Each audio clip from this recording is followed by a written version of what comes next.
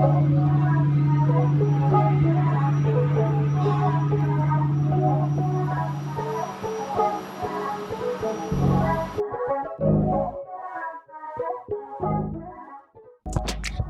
Re, di sini saya akan menjelaskan mengenai PT Wonokromo yang merupakan kapal tugboat milik PT Pertamina Marine yang dibuat sejak 1998.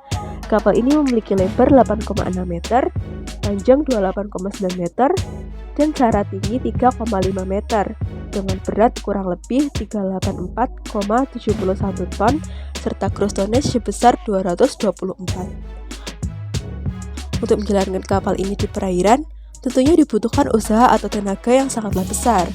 Oleh karena itu, dibutuhkan seperangkat mesin atau engine untuk menggerakkan propeller yang berfungsi sebagai alat yang menyediakan gaya dorong atau thrust demi menjalankan kapal. Nah, maka dari itu, di sini saya akan memberikan pemaparan yang difokuskan pada mesin penggerak kapal. Sebagai awal permulaan, saya akan menguraikan secara singkat mengenai mesin induk atau main engine sebagai sistem utama penggerak dari kapal yang menggunakan mesin diesel. Penggunaan mesin diesel ini jauh lebih mendominasi di bidang perkapalan karena mampu menghasilkan tenaga yang lebih besar untuk setiap kilogram berat mesin. Konsumsi bahan bakar yang lebih irit dengan penyimpanan yang lebih aman dapat menghasilkan torsi atau momen puntir yang lebih tinggi karena putaran poros engkol yang rendah, serta perawatan yang relatif mudah dengan biaya yang murah. Selain itu, mesin diesel memiliki perbandingan kompresi atau compression ratio, serta tekanan kompresi atau compression pressure yang tinggi, sehingga efisiensinya lebih besar, reliabilitasnya lebih kuat, serta daya guna atau rendemen mekaniknya lebih tinggi. Pada gambar berikut merupakan bentuk mesin induk dari kapal TP Wonokromo yang terdiri dari beberapa piston yang berada di dalam silinder. Pada mesin induk TP Wonokromo sendiri terdapat 6 buah silinder yang dikonfigurasikan secara inline 1, 2, 3, 4, 5, dan 6 dengan urutan pembakaran mulai dari 1 lalu menuju ke silinder keempat, selanjutnya silinder 2, 6, dan yang terakhir adalah silinder kelima. Nah, dikarenakan silinder-silinder ini perlu bekerja dengan arah linear, maka piston rod atau batang piston di dalam mesin dipasang secara garis lurus yang paralel dengan silinder. Alasan dari konfigurasi ini adalah karena lubang atau bore yang berada di dalam silinder sangatlah sempit.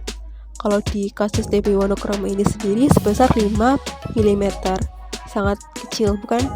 Dibandingkan dengan panjang langkah piston serta untuk menghindari timbulnya beban atau load pada crankshaft saat membentuk sudut.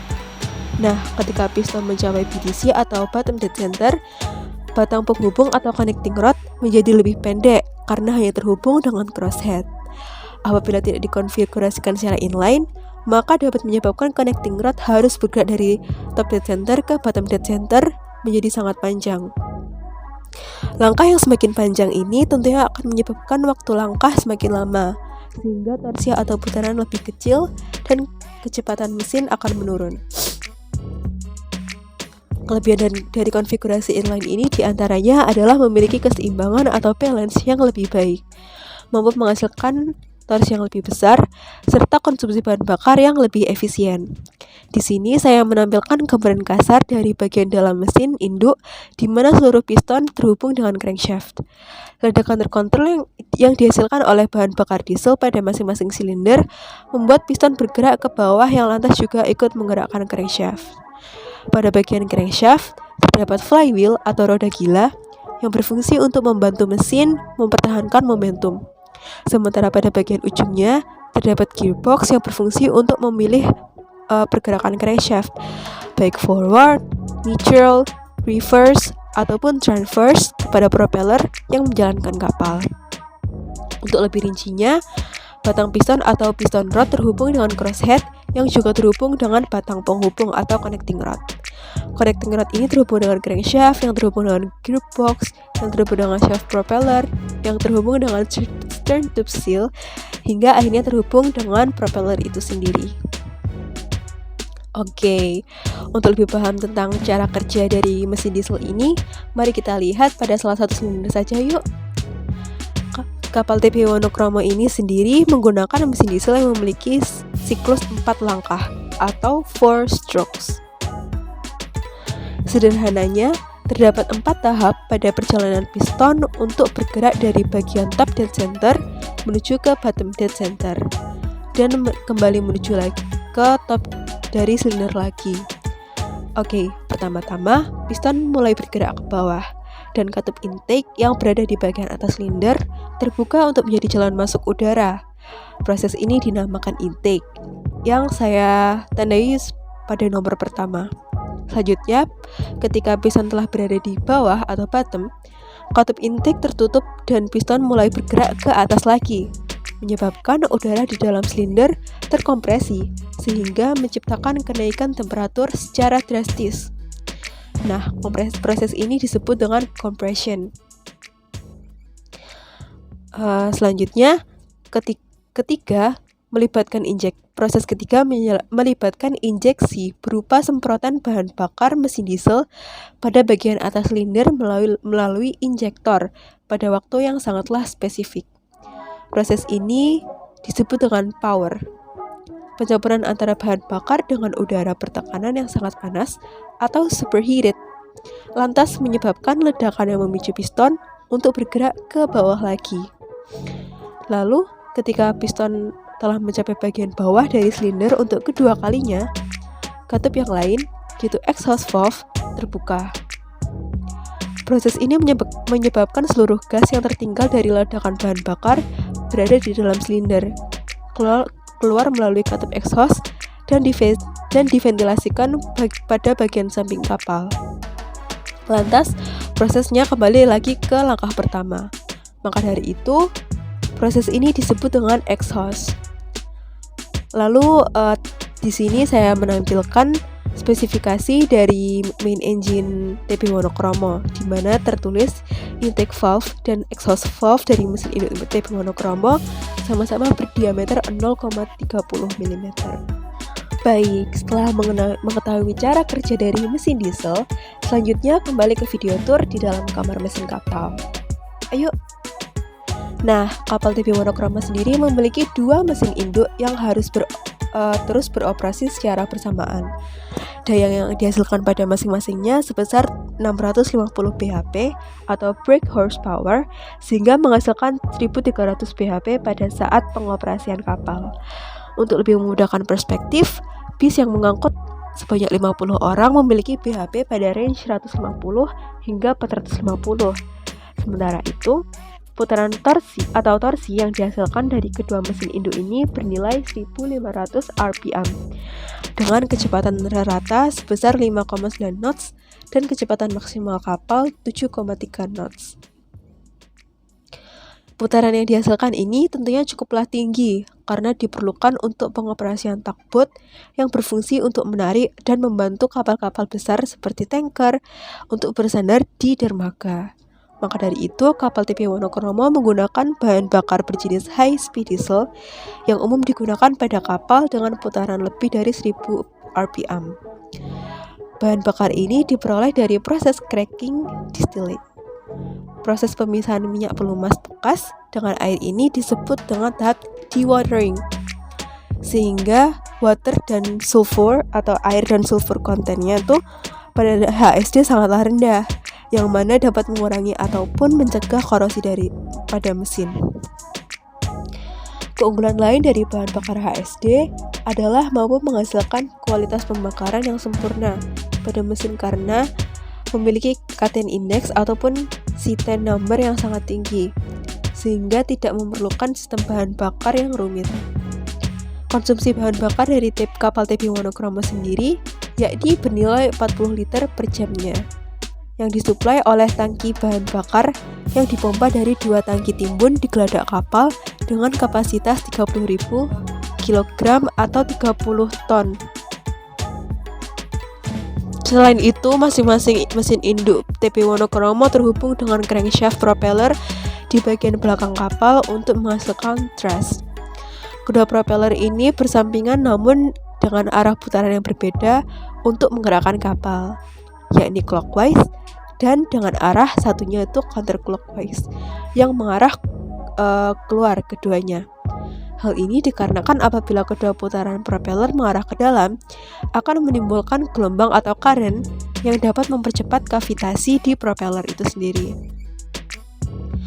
Kapal TP Wonokromo memiliki 2 propeller untuk memudahkan kapal pada saat bersandar dan bermanuver serta untuk memenuhi persyaratan kecepatan kapal. Berikutnya akan saya jelaskan mengenai penampakan dari bagian-bagian main engine beserta penjelasannya secara singkat. Oke, yang pertama adalah filter bahan bakar yang berfungsi untuk memisah HSD dengan air maupun kotoran. HSD yang sudah difilter ini lantas disalurkan menuju tangki bahan bakar yang mensuplai HSD ke injektor menuju masing-masing silinder main engine.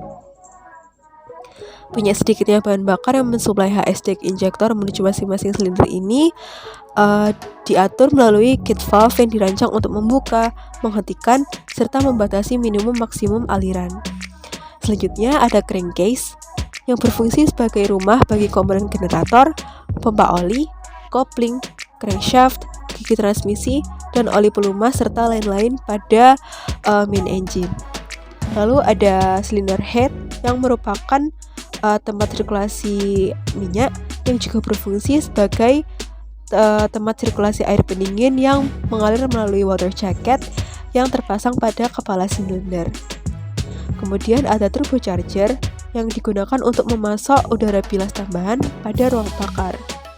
Mekanismenya yakni dengan memasukkan gas buang ke turbocharger, maka udara yang akan masuk dapat dikompresi akibat tersedot oleh filter di turbocharger. Selanjutnya, udara yang telah dikompresi ini disalurkan ke mesin pendingin atau cooler yang bertugas untuk mendinginkan udara. Medium yang digunakan untuk mendinginkan udara pada main engine TP Wonokromo ini adalah air atau cooling water. Alasan mengapa udara perlu didinginkan adalah karena densitasnya perlu dinaikkan, namun tidak pada temperatur yang terlalu dingin karena dapat menciptakan tetesan embun yang lembab di udara, yakni pada kurang lebih 40 derajat Celcius dan bertekanan 1,5 bar atau 20 psi. Nah, setelah udara dikompresi untuk meningkatkan tekanan dan mendinginkannya untuk meningkatkan densitas, maka udara yang kaya akan oksigen ini masuk ke charger air manifold, lantas ke ruang bakar di silinder atau cylinder combustion space. Cooling system atau sistem pendingin ini sangat diperlukan oleh mesin agar kinerja mesin terjaga. Bagian-bagian tertentu mesin, seperti piston, akan sangat panas ketika bekerja, maka dari itu perlu didinginkan. Terakhir, terdapat exhaust manifold sebagai penyalur gas buang sisa pembakaran, sekaligus penyaring agar gas tersebut lebih ramah lingkungan yang dibuang melalui funnel. Nah, apabila kita tilik lebih lanjut lagi nih, teman-teman, masing-masing main engine sejajar dengan funnel atau cerobong yang berada di bagian atas kapal. Hal ini dikarenakan mesin yang beroperasi secara konstan untuk periode yang lama perlu dijaga efisiensinya. Oke, beranjak pada gambar selanjutnya. Di sini terdapat flywheel yang berfungsi untuk menyimpan dan menyalurkan energi putar dari mesin induk. Ketika mesin sudah mulai menyala dan menghasilkan tenaga putar sendiri, maka flywheel bisa menyimpannya serta menyalurkannya kembali. Lalu ada crankshaft yang berfungsi untuk mengubah gerakan naik dan turun yang dihasilkan oleh piston menjadi gerakan memutar yang nantinya akan diteruskan ke transmisi. Terakhir, ada poros propeller yang terhubung dengan propeller yang menghasilkan gaya dorong yang berasal dari daya mesin yang ditransmisikan melalui poros.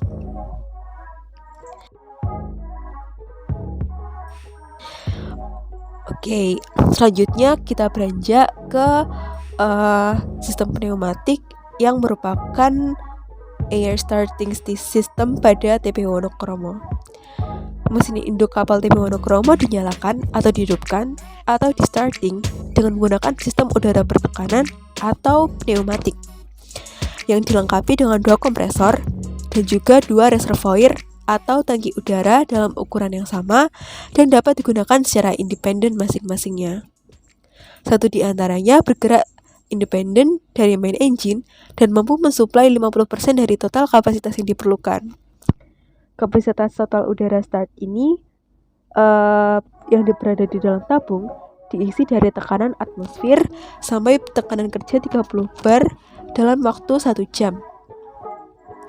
Salah satu alasan penggunaan sistem pneumatik daripada sistem aki pada perkapalan adalah yakni karena udara bertekanan cenderung memberikan keandalan yang lebih tinggi, tidak terlalu berpengaruh terhadap suhu, aman dari kebakaran maupun bahaya ledakan, serta lebih murah dan sederhana.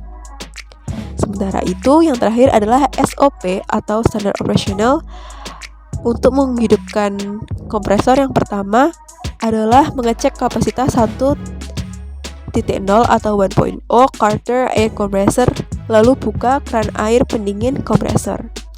Langkah selanjutnya adalah membuka keran pengisian udara bejana serta keran pipa pengisian dari kompresor udara.